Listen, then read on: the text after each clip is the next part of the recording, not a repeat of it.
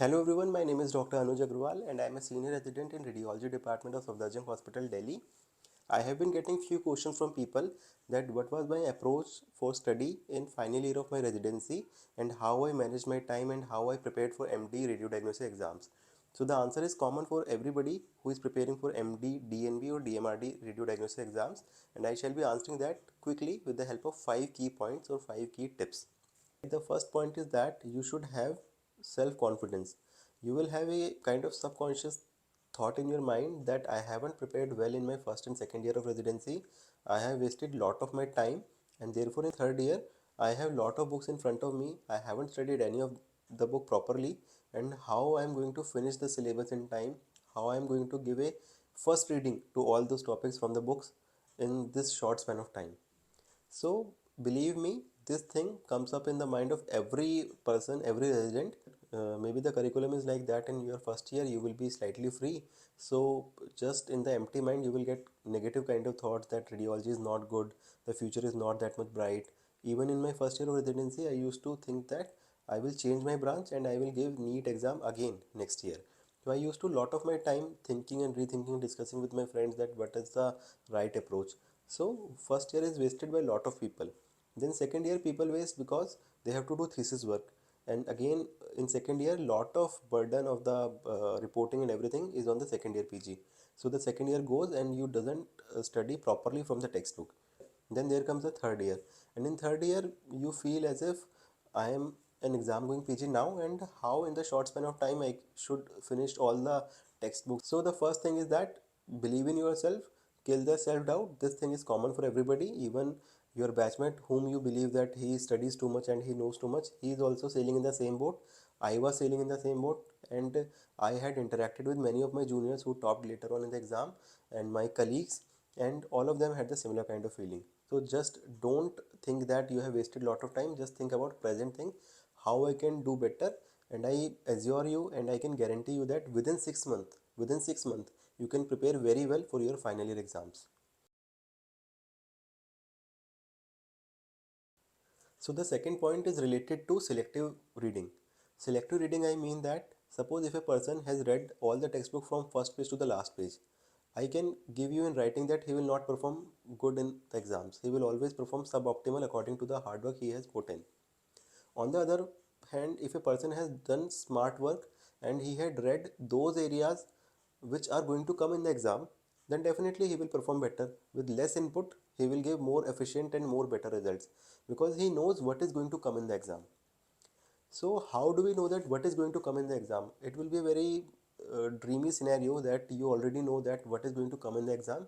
You will prepare only those things and then you will get a top rank. So in this scenario, I will like to tell you about the importance of previous year questions. Everybody knows that previous year questions are important, and therefore they think that now I will study all the topics from Berry, that is AIMS MEMC PGI series, and just 1 or 2 months before the exam I will see the previous year questions. If any topic will be left behind, then I will read about that. But according to me, that is not a very high yielding approach.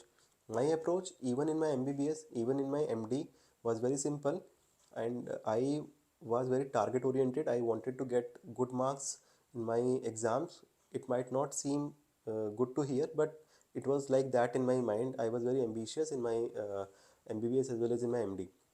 So very honestly, I am telling you. So in the first day of becoming a final year student in MBBS, or let's say final year PG in my MD, I used to be very focused that I want to get maximum marks, I want to top. Very honestly, I am telling you. And I already knew my lacunas or my drawbacks also, that I am maybe I used to think that I'm not as much smart as my colleagues. I haven't studied properly as my colleagues because they were studying from first year. They had all the textbook, and I was kind of person who didn't bought all the textbooks also. I did very selective kind of learning because I didn't used to enjoy learning from the first page to the second page and last page. I always had a doubt in my mind that why I am reading this. What is the benefit of reading this? What is going to be the uh, uh, return after reading this thing? So I only did the selective reading. If I saw a case in my emergency, I used to read about that. That's it. If I saw a case that my colleague is seeing and he is discussing, then I will read about that. That's it. If somebody asks me a question and I don't know, I will read about that topic. That's it. So I was very selective in my first and second year. So in third year I had a problem that how can I catch up.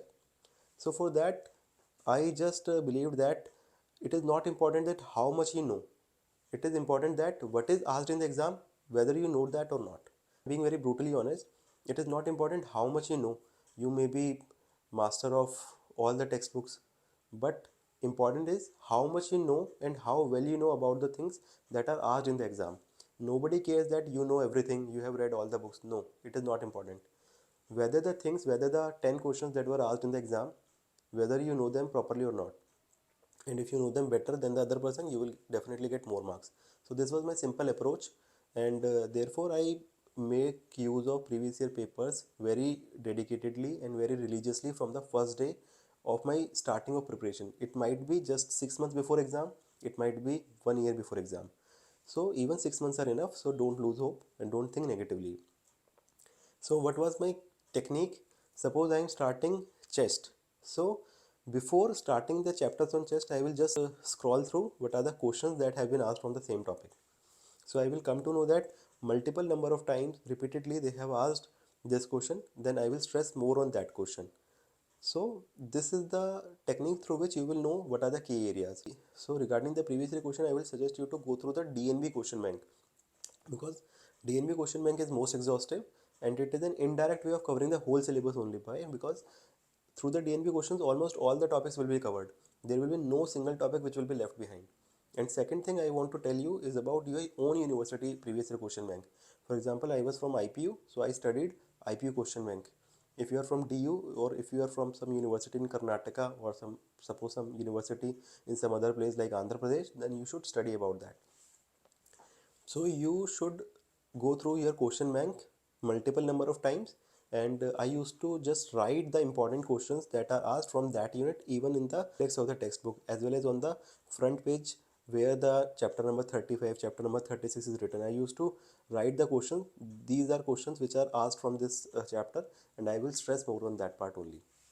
So this is the importance of previous year question, and I guarantee you that 80% of the paper will be direct or indirect repeat from the previous year questions only, and they will ask it in an indirect way, or in the directly they will be repeating the same questions.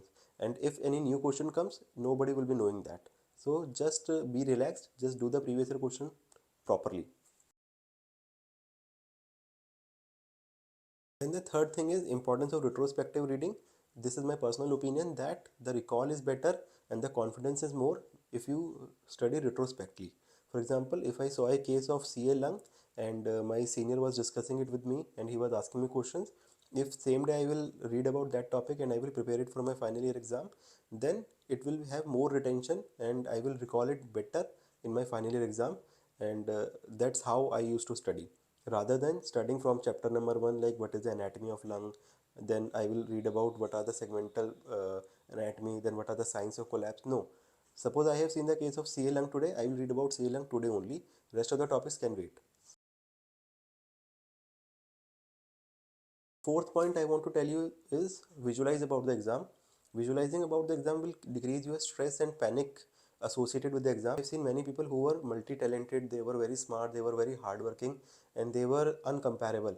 But just 1 month before the exam, they had a depressive episode or they have some panic attack and they went back to their home in Tamil Nadu. This was the story of one of our senior. So if you visualize about the exam, approximately 6 months or 4 months or a few months before the exam itself, then it will decrease your panic that you might encounter while giving the actual exam. So the second important factor is that suppose I have seen a question, approach to a patient with acute chest pain in emergency. How will you radiologically evaluate that patient? Then I will visualize that this question will come in my exam and how I am going to frame the answer for 20 marks. So I am just telling about theory part here. Regarding the practical part, I will make a separate video because that needs more of discussion, because I believe that practical are kind of unpredictable. They depends upon the case that you are getting. They depend upon the mood of the examiner. They depend upon the type of examiner you are getting as an external. So it is a variable kind of thing and it is a kind of unpredictable thing. So I can make a video and I can make a discussion about how to perform better in practical exams by preparing well before in the time. But right now I am discussing about the theory exams only. So in theory 80% of the exam is going to come from the previous year question. You can take it from me in written. So just prepare those questions and visualize about them. My answer should be best. My answer should be the model answer. You should keep that in my mind. I used to keep that in my mind, that how I am going to make my answer the best. So one thing is making diagrams. So use color pencils. Maybe your friend will laugh over you. He will say that you are very girlish kind of person. You are taking color pencils to your exams. It doesn't matter, because I have a fixed target that I have to excel in the exams. Use color pencil, make good diagrams in the exam. For example, question of embryogenesis of brain will come. It is a previous year question in our university.